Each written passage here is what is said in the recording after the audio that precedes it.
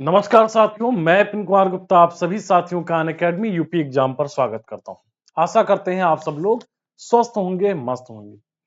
इससे पहले की जो ये सीरीज शुरू की गई है क्विक रिवीजन की, इससे पहले मैंने 2 सेशन लिए हैं और उन दोनों सेशन में मैंने जैन धर्म के बारे में बात किया। ज्यादा बड़े सेशन नहीं है, छोटे-छोटे सेशन है। 28 टू 30 मिनट के आसपास में सेशन है, तो आप उसको देख सकते हो और मैंने उन सारे पॉइंट्स को कवर किया है जिनसे यूपीपीसीएस प्रीलिम्स और आरओ में क्वेश्चन बनेंगे। मतलब ये इससे बाहर नहीं जाने की पूरी।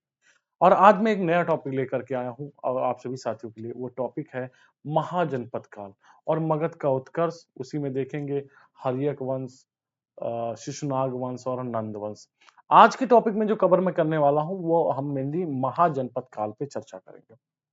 महाजनपद काल, एक बार हम देखेंगे कि कुल कितने महाजनपद रहे हैं, इन महाजनपदों में कौन कौन महत्वपूर्ण रहे हैं, किसकी क्या कैपिटल रही है, क्योंकि एक प्रश्न मिलेगा जरूर आपको इस छोटी सी वीडियो से। एक प्रश्न एकदम तय है मिलना, क्योंकि कभी कभार राजधानियों से मिलाने के प्रश्न भी पूछे जाते हैं कि इनकी राजधानी क्या हुआ करती थी। अब आते हैं, थोड़ी सी चर्चा करते हैं कि सर ये महाजनपद काल आखिर ये आया कहां से, ये कब से महाजनपद काल का उदय हो रहा है। तो आई थिंक बात करते हैं 600 बीसी के आसपास में, या कर सकते हैं जो प्रथम नगरीय क्रांति हुई थी उसके लगभग 1200 साल बाद। 1012 प्रथम नगरीय क्रांति मानी जाती है कि हड़प्पा सभ्यता, और हड़प्पा सभ्यता जो रही वो 2250 से लेकर 1650 तक का रहा है। यानी मोटा मोटा कह सकते हैं कि लगभग 1600 के आसपास तक प्रथम नगरीय क्रांति रही है। तो यहाँ पर जो इसकी जो शुरुआत हो रही है, मगध का उत्कर्ष या महाजनपद काल की जो शुरुआत हो रही है, ये द्वितीय नगर क्रांति के नाम से भी इसको जाना जाता है, या कह सकते हैं ये 600 बीसी में जिसका उदय हुआ था। और एक गंगा के मैदान में, गंगा का जो विशाल मैदान है, वहां पर क्या किया गया था, ठीक है, वहां पर ये शुरू होता है, इसका उदय होता है, वहां पे कुछ नगर बसने से लगते हैं। तो उसी पर क्या है चर्चा करेंगे। तो सिंपल सा बात है, यहाँ पर हमें जानना है कि सर ये महाजनपद काल का उदय किस क्षेत्र में हुआ था। तो 600 बीसी के आसपास में महाजनपद काल का जो हुआ था, गंगा के मैदान के एक भाग के जो जंगल साफ कर दिया गया था, वहां लोग विभिन्न इलाकों में लोग बसने लगे थे, आबाद हो गए थे, और वहीं पर धीरे धीरे बसाव उनका क्या है, बढ़ता गया, और बसाव बढ़ता गया। और धीरे धीरे हमने देखा कि चाहे वो पूर्वी उत्तर प्रदेश हो या फिर वो आपका पश्चिमी बिहार हो, यहाँ पर लोगों का बसाव तो हो ही रहा है। साथ ही साथ इस दौर में 600 बीसी के आसपास में लोहे की खोज हो चुकी थी। लोहे की जब खोज हो चुकी थी, तो क्या है कि हमें एक मजबूत धातु मिल गई थी, और जब मजबूत एक धातु की मिली, उससे हमने क्या बनाया, उससे हमने हथियार बनाया, उससे हमने कृषि उपकरण बनाए, उससे हमने युद्ध अस्त्र वगैरह बनाया, तो ढेर सारी चीजें बनाई। तो जो हमने जब कृषि औजार बनाया, और कृषि औजारों से जब गहरी जुताई होने लगी, गहरी जुताई से हमें फसलों का उत्पादन होने लगा, तो आम सी बात है कि धीरे धीरे जनसंख्या का भी बसाव हो रहा है। और जब फसलों का उत्पादन हो रहा है, लोगों का एक समूह इकट्ठा हो रहा है, तो कहीं ना कहीं कोई कंट्रोल करने वाला, ठीक है, कबीलों का निर्माण हो रहा है, और कबीले थोड़ा सा डेवलप हो रहे हैं। वो कबीले थोड़ा सा डेवलप हो रहे हैं। वो जो जन वैदिक काल में जिसे जन कहा जाता था, जिला इन द सेंस जनपद था, अब वो क्या है, अब वो डेवलप हो रहे हैं, वो विशाल हो रहे हैं। तो वो कहाँ, उस किस में कन्वर्ट हो रहे हैं, वो अब महाजनपद में कन्वर्ट हो रहे हैं। वैदिक काल में, ऋग्वैदिक काल में इसे जन के नाम से जाना जाता था। उत्तर वैदिक काल में ये थोड़ा सा और विशाल हुए, जनपद आया। और फिर ये जनपद के बाद 600 बीसी में ये महाजनपद के नाम से जाने जाने लगे, मेगा डिस्ट्रिक्ट के नाम से जाने जाने लगे। ठीक है, तो लोहे के हथियारों के इस्तेमाल करने से योद्धा वर्ग जो हो गए थे, वो काफी ज्यादा महत्वपूर्ण उनकी भूमिका हो गई थी, अब वो काफी ज्यादा मजबूत हो गई थी।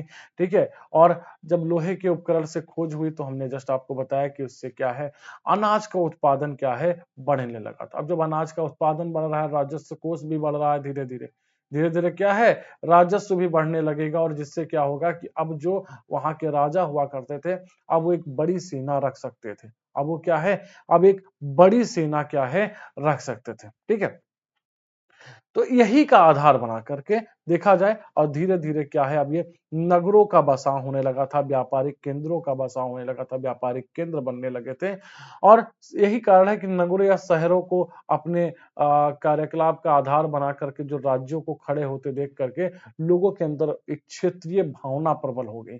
लोगों के अंदर क्या है, ठीक है, एक क्षेत्रीयता का उदय हो गया, लोग क्षेत्र के बारे में क्या है, सोचने लगे थे। तो महाजनपद जो है वो प्राचीन भारत के राज्य की देखा जाए तो ये राज्य या कह सकते हैं बड़ी प्रशासनिक इकाई को कहा जाता है। अगर महाजनपद की हम एक लाइन में जानना चाहें कि सर महाजनपद था क्या? तो महाजनपद क्या था? महाजनपद प्राचीन भारत में राज्य या कह सकते हैं उसकी बड़ी प्रशासनिक इकाई हुआ करता था। क्या है? प्राचीन भारत के राज्य या कह सकते हैं बड़ी प्रशासनिक इकाई हुआ करता था। और छठी शताब्दी के उत्तरार्ध में बड़े-बड़े वैदिक काल के बड़े-बड़े जो जनपद थे वो अब महाजनपद में बदल गए थे। इसके साथ-साथ ही देखा जाए गंगा, यमुना, दोआब और बिहार में देखा जाए तो लोहे की प्रचुर मात्रा में प्रयोग होने के कारण क्या है अब उत्पादन भी अधिक होने लगा था जिससे व्यापार वाणिज्य में भी काफ़ी ज़्यादा हमें वृद्धि देखने को मिल रही है। और ये सभी कारण रहे हैं कि महाजनपदों के उदय में इन्होंने क्या है अपनी महत्वपूर्ण भूमिका अदा की है। महत्वपूर्ण भूमिका अदा की है। ठीक है? अगर हम बात करते हैं, ठीक है? कि सर ये महाजनपद कितने थे? कुल महाजनपद, क्या थे महाजनपद? तो इनके बारे में हम एक-एक करके क्या है समझने का प्रयास करेंगे। उससे पहले हम आपको बता दिया जाए कि इससे पहले तो जरूरी सूचना है कि अनअकैडमी पर आप सभी साथी अपनी जुड़ सकते हैं हमारे साथ। अनअकैडमी लर्निंग ऐप डाउनलोड कर सकते हैं। मोबाइल नंबर या ईमेल आईडी के साथ पश्चात क्या है, आप मेरे साथ अनअकैडमी लर्निंग ऐप पर जुड़ सकते हैं। और इस बार की जो टॉपर रही हैं दिव्या मैम, वो अनअकैडमी पर ही उन्होंने रह करके प्लस सब्सक्रिप्शन के तहत पूरी अपनी कंप्लीट तैयारी की है। आप मैम का इंटरव्यू और सर मुकेश सर का इंटरव्यू आप हमारे यूट्यूब चैनल पे पड़े हुए हैं। आप उनको पूरी तरीके से देख भी सकते हैं। ये हमारी पूरी यूपी की टीम है। उसके साथ-साथ PCS prelims crash course launch हो चुका है। तो भैया अब समय नहीं रहा है, अब समय गँवाने का नहीं है, अब समय क्या है, अब बहुत लिमिटेड समय बचा है, मात्र 3 महीने का समय बच रहा है, क्योंकि मार्च में तय है कि पीसीएस प्रीलिम्स हो जाने हैं। तो दिसंबर, जनवरी, फरवरी 3 महीने को टारगेट करते हुए पीसीएस के बैच लॉन्च हो रहे हैं। आप प्लस सब्सक्रिप्शन के लिए वीजे लाइव कोड का इस्तेमाल करके जुड़ सकते हैं। साथ ही साथ प्रीलिम्स का सीसैट बैच भी आपको मिल जाएगा। अगर आप 1 साल या 2 साल का सब्सक्रिप्शन लेते हैं, तो ये सारी चीज़ें आपको क्या है, ये सारी चीज़ें आपको चाहे वो प्री का बैच हो, चाहे वो मेंस का बैच हो, चाहे वो आपका आरओ-आरओ का बैच हो या कोई यूपीट्रिपल का बैच है, सारे बैचेज़ आपको क्या है मिल जाएँगे। जैसा कि फाउंडेशन बैच चल रहा है, 23 नवंबर से अभी हाल ही में 1 हफ्ते पहले स्टार्ट हुआ। प्री कम मेंस में इसमें क्या है पूरी क्लासेज़ इसमें चल रही हैं। तो चलिए बाकी बातें भी हम बाद में करेंगे। पहले हम आते हैं अपने टॉपिक पर आ जाते हैं, चर्चा करते हैं थोड़ी-सी। तो हमने आपको बताया महाजनपद।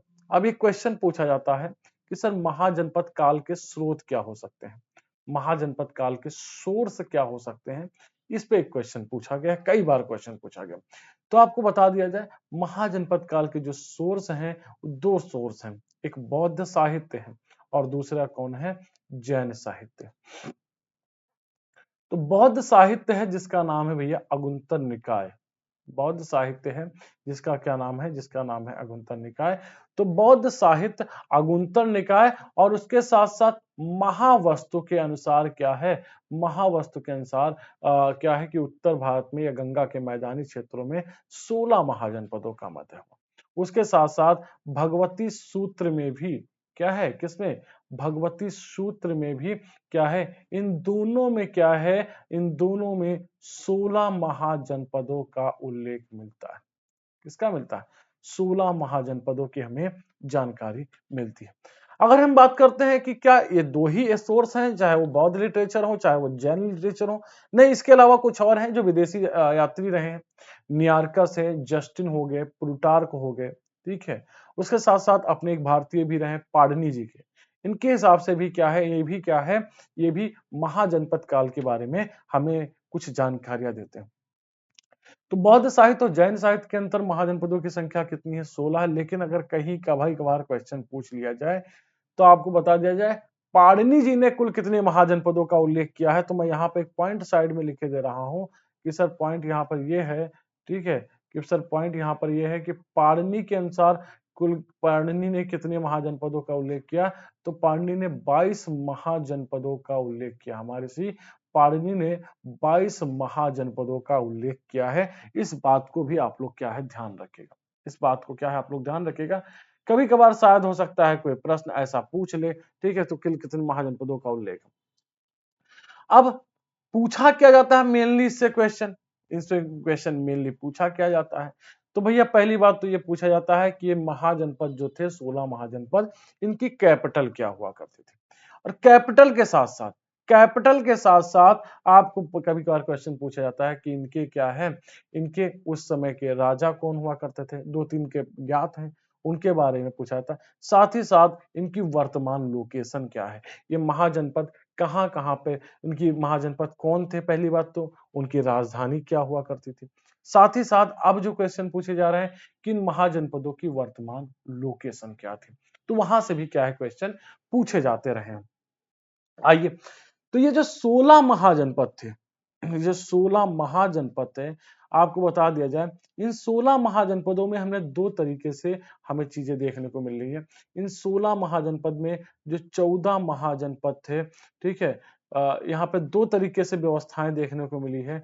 एक तरफ थी राजतंत्रीय व्यवस्था और एक तरफ थी गणतंत्रीय व्यवस्था। ठीक है, गणतंत्र देखने को मिलता है। तो 14 महाजनपदों में जो हमें देखने को मिला है, 14 महाजनपदों में हमें राजतंत्रीय व्यवस्था देखने को मिली है। वहीं अगर देखा जाए 2 महाजनपद में, तो हमें 2 महाजनपद में क्या है, गणतंत्रीय व्यवस्था देखने को मिली है। ठीक है, अब ये सर गणतंत्रीय व्यवस्था क्या हुआ करती थी या गणराज्य क्या होते थे, ये गणराज्य क्या होते थे, ये आपके दिमाग में क्वेश्चन उठा होगा कि सर आखिर एक गणराज्य उस समय क्या होता था। तो ये जो गणतंत्रीय व्यवस्था होती थी या कह सकते हैं जो यहाँ पे गणराज्य होते थे, और वो कौन कौन से थे मैं आपको मेंशन कर दे रहा हूँ, अभी आगे मैं बताऊंगा। वज्र संघ और दूसरा आपका कौन सा हुआ करता था, मल्ल संघ। ठीक है, अब गणराज्य का मतलब क्या होता था, यहां पर हमें यह जानना है कि सर आखिर एक गणराज्य का मतलब क्या होता था। तो गणराज्य एक ऐसा शासन होता था जिसमें शक्ति जो थी वो परिवारों या कुल के प्रमुखों या कह सकते हैं कुछ चुने हुए व्यक्तियों के, अथवा कह सकते हैं किसी चुने हुए मुखिया के हाथ में रहती थी। मतलब लोगों के सामूहिक, एक जगह कोई वंशानुगत नहीं था। राजतंत्रीय में व्यवस्था क्या हुआ करती थी, यहाँ पे वंशानुगत हुआ करता था। यहाँ पर वंशानुगत नहीं था, यहाँ पे वंशानुगत नहीं हुआ करता था, क्योंकि यहाँ पर क्या था, यहाँ पर कुछ चुने हुए व्यक्तियों के द्वारा या व्यक्तियों के समूह के द्वारा क्या है, शासन व्यवस्था को चलाया जाता था। शासन व्यवस्था को क्या है, चलाया जाता था। ठीक है, ठीक है, तो आगे चल करके इस पे क्या है हम थोड़ी चर्चा करेंगे। सर ये 14 महाजनपद कौन है, ये 2 महाजनपद कौन से थे। ठीक है, तो आपको बता दिया जाए, पाली ग्रंथ के अनुसार या पाली पुस्तकों से पता चलता है कि जनपद जो थे, पहले जो जन थे, ऋग्वैदिक काल में जन थे वो जनपद में आए और जनपद जो चले महाजनपद में चले गए। या कह सकते हैं बुद्ध के जन्म से जन्म काल में या बुद्ध के काल में भी हमें क्या है 16 बड़े बड़े राज्यों का उल्लेख किया गया है, जो कि क्या कहलाते थे, जो कि महाजनपद के नाम से क्या है जाने जाते हैं। महाजनपद के नाम से क्या है जाने जाते हैं। ठीक है, तो आइए थोड़ा सा महाजनपदों पे बारे का चर्चा कर लें, जैसा कि इसमें कुछ पॉइंट्स लिखे हुए हैं, आइए इन पे देख लेते हैं। ठीक है, गणित राज्यों का उदय हुआ है, ठीक है, और 16 महाजनपद में बिल्कुल एक पॉइंट ऐसा है, ठीक है, कि 16 महाजनपद में जो 15 महाजनपद हुआ करते थे, वो कहाँ थे, वो नर्मदा नदी के उत्तर में स्थित थे। ध्यान दीजिएगा, इस पॉइंट बड़ा इंपॉर्टेंट है, बड़ा इंपॉर्टेंट पॉइंट है कि जो 16 महाजनपदों में से जो 15 महाजनपद हुआ करते थे, वो क्या हुआ करते थे, वो नर्मदा घाटी के उत्तर में थे। जबकि एकमात्र महाजनपद जिसका नाम था अस्मक, वो क्या था, वो गोदावरी नदी में घाटी में था। वो कहाँ था, वो गोदावरी नदी घाटी में हुआ करता था। ठीक है, तो 16 महाजनपदों के बारे में थोड़ी सी हम चर्चा कर लेते हैं, उनकी राजधानी देख लेते हैं और उनसे संबंधित क्या है, ठीक है, उनके संबंधित चीजों पर क्या कर लेते हैं, हम चर्चा कर लेते हैं। आइए एक बार हम 16 महाजनपदों के बारे में चर्चा करते हैं। ठीक है, ये मैप के आप समझ सकते हैं, इन 16 महाजनपदों, देखिए अस्मक जो है, ये नर्मदा नदी के किनारे तक जितने भी रहे हैं, ये सब इधर उत्तर में ही रहे हैं, उत्तर में रहे हैं 15 महाजनपद। जो भी पॉइंट मैंने बताया कि 15 महाजनपद, ठीक है, 15 महाजनपद सारे उत्तर में रहे, लेकिन अस्मक जो था वो अस्मक गोदावरी नदी घाटी में हुआ करता था, ठीक है, गोदावरी घाटी में हुआ करता था। आइए उन 16 महाजनपदों के बारे में हम थोड़ी सी जानकारी ले लेते हैं कि देखते हैं कि सर ये कहाँ पर स्थित है, कहाँ पर नहीं स्थित है। कई बार उनसे क्वेश्चन पूछा गया है, तो मैं यहाँ पर नोट कर रहा हूँ, आप लोगों को लगता है तो बिल्कुल हमारे साथ नोट कर लीजिए। एक तरफ लिखेंगे हम, क्या लिखेंगे, एक तरफ लिखेंगे हम महाजनपद और दूसरी तरफ उनकी राजधानी, ठीक है, और मैं वर्तमान पॉइंट्स भी आपको बताता रहूँ, वर्तमान पॉइंट भी आपको बताता रहूँ, ठीक है। पहला आपका कौन सा अंग, और अंग की राजधानी जो थी वो कौन थी, वो अंग की राजधानी जो हुआ करती थी वो चंपा हुआ करती थी। अंग की राजधानी क्या हुआ करती थी, अंग की राजधानी जो हुआ करती थी वो चंपा हुआ करती थी बेटा। अंग की राजधानी क्या हुआ करती, चंपा हुआ करती थी। अगला आपका मगध है, मगध की राजधानी ग्रीवरज देखने को हमें मिलती है। मगध की राजधानी क्या है, ग्रीवरज देखने को मिलती है। साथ ही साथ अवंती की राजधानी क्या हुआ करती थी, तो अवंती की राजधानी हमें उज्जैन देखने को मिलती है या महिष्मति देखने को मिलती है। वहीं पर अगर हम बात करें मल्ल की राजधानी, तो मल्ल की राजधानी हमें कुशीनगर दिखाई देती है, ठीक है। वहीं हम आकर बात करें मत्स्य की राजधानी, तो इसकी राजधानी हमें विराटनगर दिखाई देती है। क्या है, विराटनगर दिखाई देती है। वहीं अगर हम बात करें कौशल, तो कौशल की राजधानी जो हुआ करती थी वह श्रावस्ती हुआ करती थी, या श्रावस्ती को ही कुशावती के नाम से जाना जाता है, ठीक है, कुशावती के नाम से ही जाना जाता है। साथ ही साथ वत्स की जो राजधानी हुआ करती थी, वत्स की राजधानी जो बेटा थी वो कौशाम्बी हुआ करती थी। अगला है कंबोज, एक एक पॉइंट अभी हम बता रहे हैं कि इनकी वर्तमान लोकेशन क्या थी। हाटक, वज्जी, वज्जीय संघ हुआ करता था, एक वज्जीय संघ था और दूसरा एक मल्ल संघ था। अब इस पर भी हम चर्चा करेंगे कि वज्जी संघ और मल्ल संघ क्या हुआ करता था। तो वज्जी की राजधानी क्या हुआ करती थी, वज्जी की राजधानी वैशाली हुआ करती थी, वज्जी की राजधानी वैशाली हुआ करती थी। वहीं अगर हम कुरु की बात करते हैं, तो कुरु की राजधानी हस्तिनापुर हुआ करती थी, ठीक है। कुरु की राजधानी क्या है, हस्तिनापुर। या पांचाल की बात करते हैं, तो पांचाल की राजधानी क्या है, अहिच्छत्र, ठीक है, अहिच्छत्र, या फिर कह सकते हैं इसी को कामपिल्य के नाम से जाना गया, ठीक है, कामपिल्य के नाम से जाना गया। गांधार की राजधानी, गांधार की राजधानी हुआ करती थी तक्षशिला, क्या हुआ करती थी, तक्षशिला। चेदी की राजधानी क्या हुआ करती थी, तो चेदी की राजधानी शक्तिमती या शोथावती भी कहा जाता है। दो और बच रहे हैं। अस्मक की राजधानी क्या थी, अस्मक की राजधानी पोटन या प्रतिष्ठान थी, ठीक है, पोटन थी।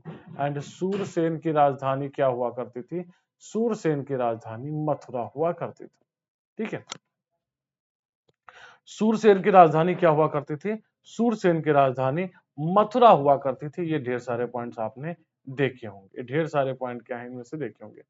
अब इन पे क्वेश्चन बहुत बार पूछे गए, बहुत बार क्वेश्चन केवल और केवल राजधानी से मिलाने के क्वेश्चन पूछे गए। केवल और केवल क्या है, केवल और केवल राजधानी को मिलान को लेकर के कि इनकी राजधानी क्या हुआ करती थी। सीधा सीधा प्रश्न, ऐसे ही प्रश्न क्या है इसमें से पूछा गया। अब इनमें देखा जाए तो इनमें सबसे इनमें क्या देखा जाए, अगर देखा जाए कि इनमें अधिक शक्तिशाली कौन कौन थे, इनके अधिक शक्तिशाली कौन से थे इनमें अधिक मगध, अवंती, अंग, मल्ल, कौशल, वत्स, कंबोज, कुरु, पांचाल, छिन्न, ठीक है। चलिए,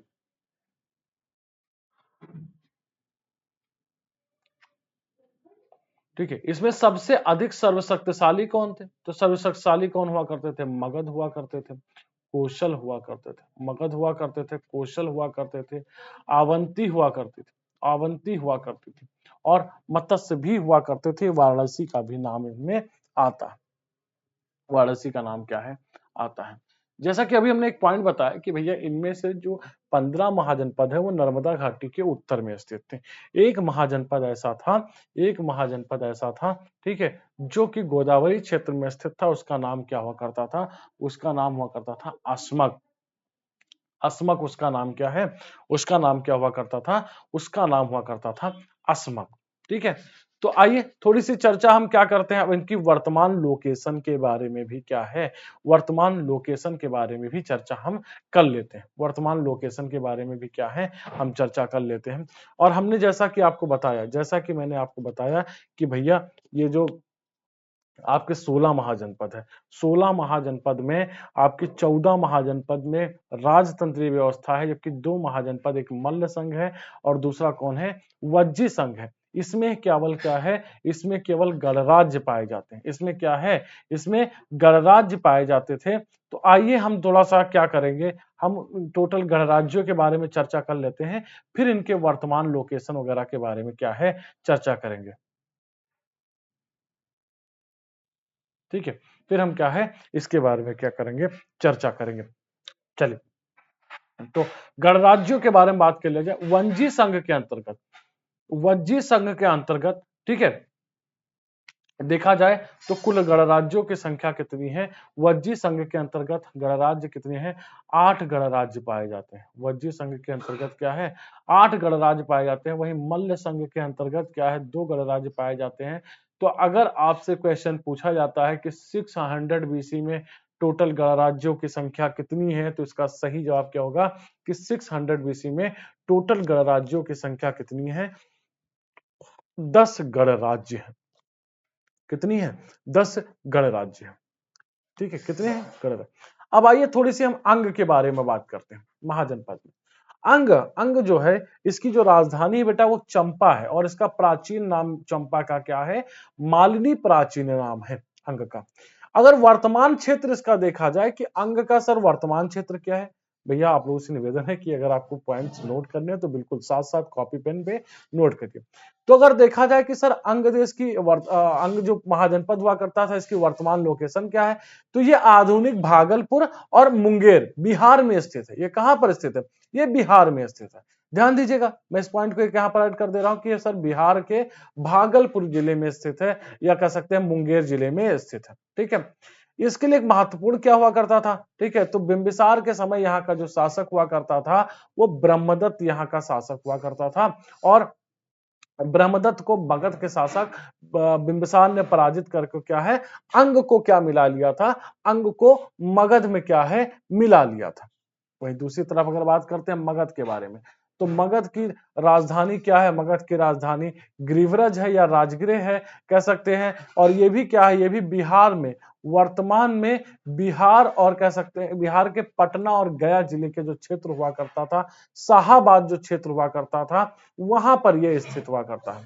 ठीक है, तो ये मगध हुआ। अब मगध का उत्कर्ष तो हम आराम से पढ़ेंगे कि मगध की राजधानी राजगृह हुआ करती थी, मगध का उत्कर्ष हुआ था, और ऋग्वेद में मगध का उल्लेख किया गया है, अथर्ववेद में भी मगध का उल्लेख किया गया है। अथर्ववेद में मगध के निवासियों को व्रात के नाम से जाना गया है।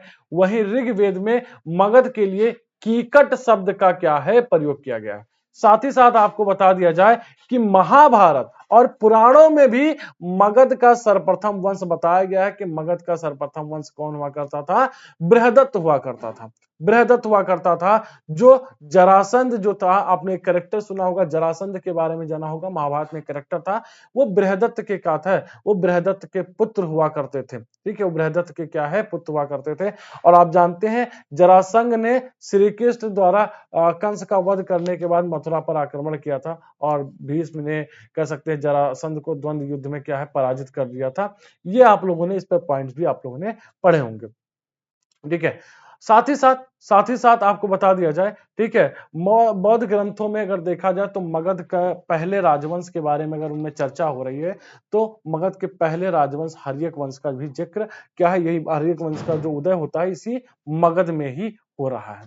आइए अब हम दूसरे वंश पे बात करते हैं, दूसरे पे बात करते हैं, वज्जी संघ पे बात करते हैं। तो वज्जी संघ की जो राजधानी हुआ करती थी वो वैशाली हुआ करती थी। वज्जी संघ की राजधानी जो हुआ करती थी वो क्या है, वैशाली हुआ करती थी। और ये वर्तमान में देखा जाए तो ये भी बिहार में स्थित है।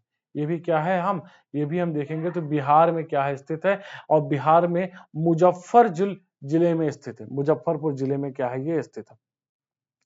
वैशाली की जो स्थापना की थी इक्ष्वाकु वंश के पुत्र विशाल ने की थी। इक्ष्वाकु के पुत्र विशाल ने की थी, और इसका नाम उन्हीं के नाम पर क्या है, विशाली के वैशाल विशाल के नाम पर इस राज्य का नाम वैशाली पड़ा था। ठीक है, और ये 8 गणराज्यों का क्या हुआ करता था, वज्र संघ पे चर्चा किया जाए तो पता लगता है कि सर ये 8 गणराज्यों का क्या हुआ करता था, एक संघ हुआ करता था। एक 8 गणराज्यों का क्या है, ये 8 गणराज्यों का एक संघ हुआ करता था। ठीक है, चलिए अगले महाजनपद पे अगर हम चलते हैं, आवंती। आवंती पे चलते हैं तो आवंती पे पाते हैं कि आवंती की राजधानी जो हुआ करती थी, दो राजधानी थे। एक उत्तरी राजधानी और उत्तरी आवंती की राजधानी उज्जैन थी और दक्षिणी आवंती की राजधानी क्या है, महिष्मती हुआ करती थी। महिष्मती हुआ करते थे। वर्तमान में क्षेत्र देखा जाए तो ये एमपी में पड़ता है, एमपी में पड़ता है ये। और ये वैशाली कहाँ है, ये भी बिहार में ही पड़ता है। ये कहाँ, बिहार में पड़ता है। मैं इसलिए स्टेट का नाम लिख रहा हूं क्योंकि एक क्वेश्चन जो पिछली बार आरओआर में पूछा गया था उसको मैं आपको यहाँ पे दिखाने वाला हूं। साथ ही साथ अन्य प्रश्न भी कितने बन सकते हैं वो भी मैं बताऊंगा आपको। ठीक है, मल्ल संघ की राजधानी कुशीनारा या कुशीनगर हुआ करता था और ये यूपी में स्थित है। ये यूपी में कुशीनगर एक जिला भी है, वहां पर क्या है, ये स्थित है। वहां पर क्या है, ये यूपी में कुशीनगर क्या है, जिला है, ये भैया वहीं पर क्या है, स्थित है। तो मल्ल संघ की जो राजधानी होगी, मल्ल संघ की राजधानी कहां पर है, मल्ल संघ की जो राजधानी है, मल्ल संघ की राजधानी वो कुशीनारा में क्या है, वो कुशीनारा में स्थित है। पॉइंट्स तो क्लियर हो रहे हैं ना।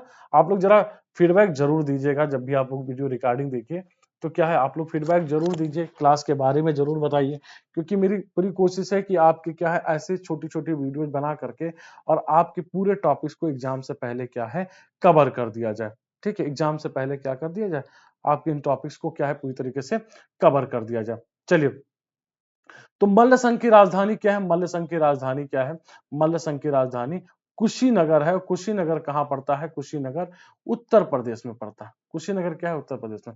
अगला आपका क्या है, मत्स्य। मत्स्य विराट नगर आपने देखा होगा। तो ये क्या है, इसका वर्तमान जो क्षेत्र है वो राजस्थान में है। वर्तमान क्षेत्र अगर देखा जाए तो ये राजस्थान के कहां पर स्थित है, राजस्थान के जयपुर में क्या है, ये स्थित है। ये कहां पर है, मत्स्य जो है वो राजस्थान में स्थित है। राजस्थान विराटनगर या बैराट जयपुर के आसपास में ही क्या है, ये स्थित है। कौशल की बात किया जाए तो कौशल, कौशल राज्य के बारे में लगभग सब कोई जानता है। इसकी राजधानी श्रावस्ती या दूसरी राजधानी इसकी अयोध्या हुआ करते थे, भगवान श्री राम की नगरी हुआ करती थी। ये यूपी में स्थित है। ये कहाँ स्थित है, ये यूपी में स्थित है। वहीं पर अगर वत्स, वत्स जो क्षेत्र है ये इलाहाबाद और प्रयागराज, प्रयागराज और कौशाम्बी वाला जो क्षेत्र है यूपी में, ये क्या है, वे वत्स का क्षेत्र हुआ करता था। वर्तमान में प्रयागराज और इलाहाबाद का जो क्षेत्र था, सॉरी प्रयागराज और कौशाम्बी का जो क्षेत्र था उसे वत्स के नाम से जाना जाता है। कंबोज, कंबोज की राजधानी क्या है, चलिए बताइए। कंबोज की राजधानी यहाँ पर हमने आपको बताया हाटक, और ये कह सकते हैं ये पाक के रावलपिंडी में स्थित था, पाक के रावलपिंडी में स्थित हुआ करता था। कुरु, कुरु की राजधानी क्या हुआ करते थे, हस्तिनापुर। ठीक है, हस्तिनापुर। और ये मेरठ वाला क्षेत्र हुआ करता था, मेरठ दिल्ली का क्षेत्र हुआ करता था, ये भी यूपी में स्थित है। ये भी क्या है, यूपी में स्थित है। पांचाल क्षेत्र का ये फर्रुखाबाद वाला क्षेत्र हुआ करता था, ये भी यूपी में स्थित है। ठीक है, और ये भी क्या है, ये भी यूपी में स्थित है। और ये गांधार तक्षशिला, वैसे क्षेत्र नहीं शामिल करेंगे इसको हम। एक क्षेत्र हमारा छूट गया, काशी, काशी हुआ करता था, वाराणसी, वाराणसी। तो ये भी क्या है, ये भी यूपी में क्या है, ये स्थित हुआ करता है। चेदी, चेदी की राजधानी क्या है, चेदी की राजधानी शक्तिमती है। और जो चेदी क्षेत्र है ये कह सकते हैं ये बुंदेलखंड का क्षेत्र हुआ करता था। तो एमपी और यूपी में ये आता है, एमपी और यूपी में ही ये आता है। अस्मक की राजधानी ये गोदावरी क्षेत्र में स्थित है, जैसा कि अभी हमने बताया है। अस्मक, तो अस्मक की राजधानी पोतन या प्रतिष्ठान हुआ करती थी, ये महाराष्ट्र में स्थित है। ठीक है, और सूरसेन की राजधानी मथुरा हमने बताई, ये भी कहां पर स्थित है, ये यूपी में स्थित है। ठीक, ये यूपी में स्थित है। अब आरओ में पिछली बार और पीसीएस में एक दो बार क्वेश्चन पूछा गया है कि उत्तर प्रदेश में 16 महाजनपदों में कुल कितने महाजनपद उत्तर प्रदेश में स्थित हैं। तो 1 2 3 4 5 6 7 8, आप देख लीजिए 8 महाजनपद जो है, 16 महाजनपदों में से 8 महाजनपद ये कहां पर स्थित है, ये उत्तर प्रदेश में क्या है, ये उत्तर प्रदेश में स्थित है। ये 8 महाजनपद क्या है, ये उत्तर प्रदेश में ही स्थित है। ठीक, ये 8 महाजनपद कहां पर स्थित है, ये 8 महाजनपद कहाँ पर स्थित है? ये उत्तर प्रदेश में ही स्थित है। आप अंदाजा लगा सकते हैं। ये क्वेश्चन पूछा गया है आपके। ये क्वेश्चन क्या है? ये क्वेश्चन सीधा-सीधा आपके एग्जाम हॉल में पूछा गया। ठीक है? तो ये सारे पॉइंट्स हमने चर्चा किए हैं कि अवध में कितने सॉरी उत्तर प्रदेश में ये महाजनपद हुआ करते थे। उत्तर प्रदेश के महाजनपद में कितने महाजनपद हुआ करते थे? 8 महाजनपद हुआ करते थे। साथ ही साथ आपने ये भी पॉइंट्स देखा कि इन 16 महाजनपदों में कुल कितने महाजनपदों में क्या हुआ करता था? गणराज्य हुआ करते थे। तो आपने ये भी देखा कि कुल कितने महाजनपदों में गणराज्य हुआ करता था? कुल 8 महाजनपदों में। कितने? सॉरी कुल 2 जनपदों में 2 जनपदों में गणराज्य हुआ करते थे। ठीक है? वो 8 यूपी वाला बार-बार मुझसे रिपीट हो रहा है और आपको बताया गया है कि उसमें आपके यूपी में कुल कितने महाजनपद ये क्वेश्चन पूछा गया है। यूपी में कुल कितने महाजनपद थे? ये क्वेश्चन पूछा गया है तो यूपी में महाजनपदों की जो संख्या है वो कुल कितनी है? तो यूपी में महाजनपदों की संख्या भैया कितनी है? 8 महाजनपद है। मैं बार-बार इस पॉइंट को भैया मैं बार-बार रिपीट कर रहा हूँ। मैं बार-बार इस पॉइंट को मैं रिपीट कर रहा हूँ। आप लोग प्लीज़ इस बात को ध्यान रखिएगा क्वेश्चन पूछा गया है और इन महाजनपदों के आपके लिए क्या है उँगलियों पे होना चाहिए ये महाजनपद। एक-एक करके सारे महाजनपद आपकी उँगलियों में आप वर्तमान लोकेशन के साथ क्योंकि मैंने सारी वर्तमान लोकेशन आपको मैंने बताया। तो वर्तमान लोकेशन के साथ क्या है ये सारे आपकी उँगलियों पे होने चाहिए। अब इस सेशन को एंड करने से पहले मैं एक क्वेश्चन आपसे पूछ रहा हूँ कि आप लोग कमेंट बॉक्स में ज़रूर जवाब दीजिए। कमेंट बॉक्स में ज़रूर जवाब दीजिए और फीडबैक ज़रूर दीजिए यार वीडियोज़ का भैया ताकि क्या है हमें और थोड़ा मोटिवेशन मिल सके, हमें मज़ा आए। ठीक है? क्योंकि क्विक रिवीजन में आपने देखा इन महाजनपदों को 20-25, 15-20 मिनट में क्या है पूरा महाजनपद आपका कवर हो रहा है। एक क्वेश्चन का आंसर दीजिए कि सर उत्तर प्रदेश में ये जो 10 गणराज्य हमने बताए, जो वज्जी संघ और मल्ल संघ मिला करके 10 गणराज्य बताए, तो उत्तर प्रदेश में इन गणराज्यों की संख्या कितनी है? उत्तर प्रदेश में 10 गणराज्यों में उत्तर प्रदेश में गणराज्यों की संख्या कितनी है? और अगर मन करे तो आप उन गणराज्यों का नाम भी लिख दीजिए। उन गणराज्यों का नाम भी लिख दीजिए। तो आज के सेशन में हम इतना ही रखेंगे, ठीक है? और सेशन एंड करने से पहले आपको बता दिया जाए, अनअकैडमी पर आप हमारे साथ जुड़ करके अपनी पूरी कंप्लीट तैयारी कर सकते हैं। जो भी भैया लोग हमें यूट्यूब पर लाइव देख रहे हैं, वो प्ले स्टोर पे जाकर के अनअकैडमी लर्निंग ऐप डाउनलोड करिए, मोबाइल नंबर या ईमेल आईडी से लॉगिन करिए, Uttar Pradesh state exam category select करिए और फ्री स्पेशल क्लास के लिए हमारे साथ जुड़ सकते हैं। अनअकैडमी पर क्या मिलता है? Any time anywhere live recording session मिलता है, करस्पॉन्डेंस कोर्स मिलते हैं, बेस्ट एजुकेटर के साथ पढ़ने का मौका मिलता है, एकेडमिक कैलेंडर के हिसाब से कोर्सेज मिलते हैं, event live workshop, study session, master classes मिलती है, अनलिमिटेड क्विज मिलते हैं, स्टडी मटेरियल पीडीएफ फॉर्मेट और multiple live doubt clearing session चलता है। तो ढेर सारे फीचर्स अनअकैडमी पर आप सभी साथियों के लिए मिलते हैं। पर्सनल मेंटर प्रोवाइड किया जाता है। आप आइकॉनिक सब्सक्रिप्शन में 1 टू 1 लाइव मेंटरशिप, लाइव शंका समाधान, लाइव कक्षाओं में आपको प्राथमिकता मिलने वाली है, टेस्ट सीरीज वगैरह मिलती है। तो इस सारे बैच आरओ के लिए कोर्स जो है मात्र 999 रुपए में है। प्लस सब्सक्रिप्शन के लिए वीजे लाइव कोड का क्या करना होगा? आपको अप्लाई करना होगा और आप हमारे साथ जुड़ करके अपनी तैयारी को क्या है बेहतर कर सकते हैं। तो भैया आज के सेशन में हम विदा लेंगे, इतना ही सेशन रखते हैं। आंसर जरूर दीजिए कमेंट बॉक्स पर, फीडबैक जरूर दीजिए, लाइक करिए, शेयर करिए, जितना कर सकते हैं करिए। बाकी ये क्विक रिवीजन की सीरीज पूरी चलती रहेगी एग्जाम हॉल तक। चलिए, thank you, bye bye, take care, जय हिंद। Thank you dear.